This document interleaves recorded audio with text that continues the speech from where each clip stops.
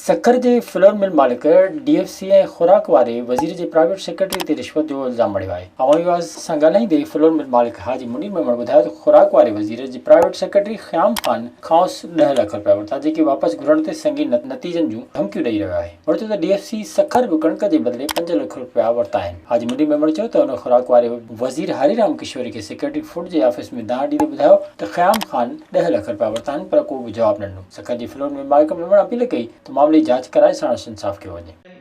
Chief secretary Sindh के मां अर्ज़ु कंदुमि त जेको अवां कैबिनेट मीटिंग में फ़ैसिलो कयो त बंदि मिलियुनि ऐं नैब ज़दा मिलियुनि खे कणिक न ॾियो, इन जी वायलेशन मिस्टर ख़याम ऐं तक़रीबन सिंध जे DFC ज़िन उन्हनि जूं धजिया उड़ाए छॾियूं आहिनि ऐं हर ज़िले में बंदि मिलियुनि खे कणिक ॾिनी वई आहे। मुकमल तहक़ीक़ात कराई वञे ऐं उन्हनि जे जेके उन्हनि में मुलवस आहिनि उन्हनि खे कराए वाक़ई सज़ा ॾिनी वञे ऐं बंदि मिलियुनि जो ख़ुदा वास्ते जेको आहे सो उन्हनि जी मिल बि कोटा बि बहाल कई वञे, जेके पूरे सिंध में बंदि मिलियूं आहिनि उन्हनि खे बि उन्हनि जो हक़ु ॾिनो वञे। विज़िट कयो अवामी आवाज़ मीडिया ग्रुप जी वेबसाइट awamiawaz.pk